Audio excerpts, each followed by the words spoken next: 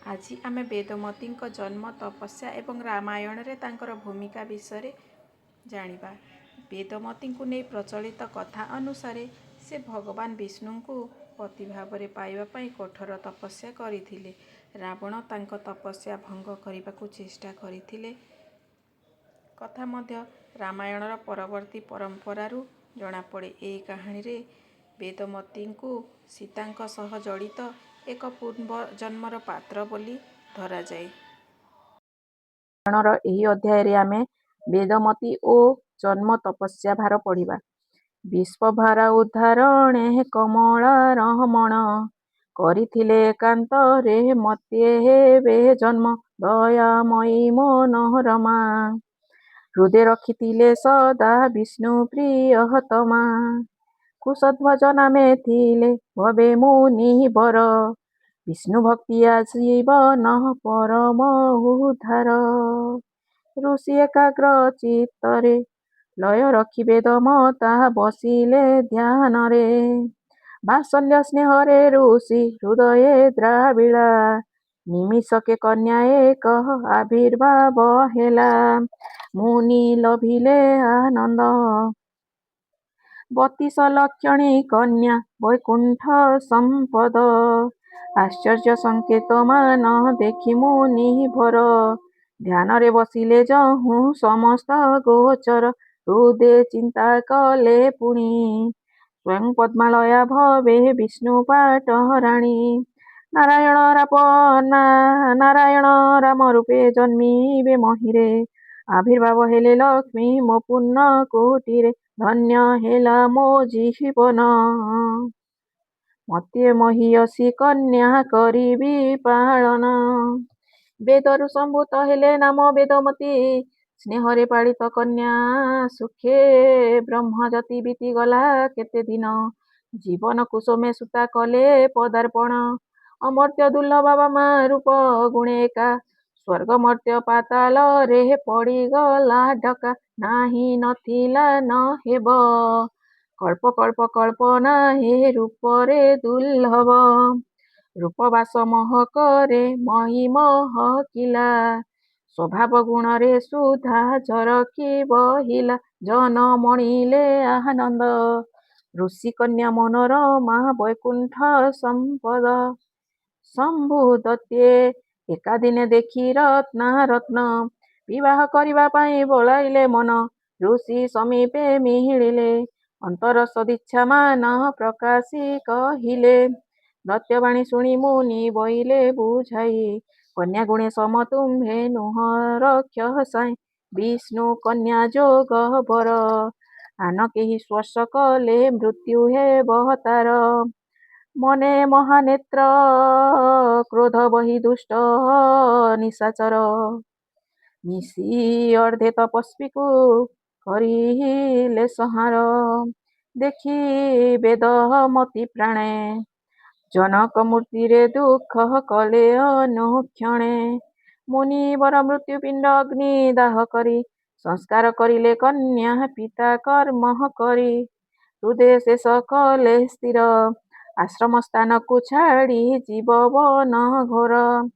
ଜନକ ସଦିଚ୍ଛା ଥିଲା କେଶବ ଶ୍ରୀ କରେ ସମର୍ପଣ କରିଥାନ୍ତେ ମନ ଆନନ୍ଦରେ ଆଶା ରହିଲା ଅପୂର୍ଣ୍ଣ ତପସ୍ୟା କରିବି ବସି ସତ୍ୟ ସନାତନ ହିମାଳୟ ଗଲେ ସୀତା ତପସ୍ୟା କାମନା ନାରାୟଣ ପ୍ରଭୁ ପଦେ ହୃଦେ ଆରାଧନା ବସିଏ କଲୟ ପ୍ରାଣ ବୈକୁଣ୍ଠ ପାଇବା ପାଇଁ ଚିନ୍ତା କଲେ ଧ୍ୟାନ ସୁରଲୋକାଲଙ୍କାପତି ବିଶ୍ରବାନନ୍ଦନ ପୁଷ୍ପକରେ ଯାଉଥିଲେ ପାଇଲେ ଦର୍ଶନ କାମ ପ୍ରେମେ ହେଲେ ବାଇ କୁହ ମତେ କିଏ ତୁମ୍ଭେ ଅଟ ଜ୍ୟୋତିର୍ମୟୀ ନିବିଡ଼ କାନନେ ଏକା ବସିଛି କିମ୍ପାଇଁ ସ୍ୱାମୀ ପାଦେ ପର ବର ମତେ ମୁହିଁ ଲଙ୍କା ସାଇ ଧୃ ତୁଟିବ ଭାବନା ଲକ୍ଷେ ଦାସୀ ପଦ ସେବା କରିବି ନ ବିନା ପୂଜ୍ୟା ଘାଟ ମହାରଣୀ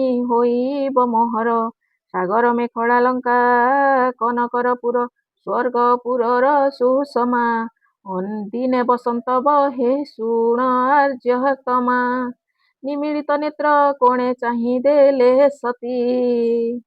ଆହା ଚାହିଁ ଦେଲେ ସତୀ। ଦୂର ହୁଅ ଦୁରାତ୍ମା ତୁ ଅଟୁ ମନ୍ଦମତି। ବୁଲୁ ବିଡ଼ାମାକୁ ଗାଇ ତୋପରି ନିର୍ଲଜ କେହି ତ୍ରିଭୁବନେ ନାହିଁ। ଆପଣା ଗୌରବ ଯେହୁ ଗାଏ ନିଜ ତୁଣ୍ଡେ ବଡ଼ିମା ବାଇଦ ଧରି ଚାଲୁଥାଏ ଦାଣ୍ଡେ। ଅବିବେକ ସେହି ଜନ ପ୍ରଶଂସାପଣକୁ ଗାଇ ହୁଅଇ ଅଜ୍ଞାନ। ଶତ ସିଂହ ପରାକ୍ରମେ ବାହୁବଳ ତୋର ଧରାକୁ ମଣୁଛୁ ସରା ଅଜ୍ଞାନ ପାମର। ସତୀ ମାନ ହାରିବାକୁ ଇଚ୍ଛା କରୁ ଦୁର୍ମତି ତୁ କର୍ମ ବଳକୁ। ସ୍ପର୍ଶ ହିଁ କରିବା ମାତ୍ରେ ଭସ୍ମ ହେବୁ ତୁହି। ରଖି ନ ପାରିବେ ତତେ ଶିବ ବ୍ରହ୍ମା କେହି।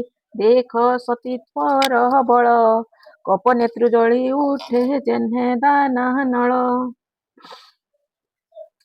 ବିସ୍ମୟ ବିଷାଦ ପ୍ରାଣେ ଲଙ୍କା ଅଧିପତି।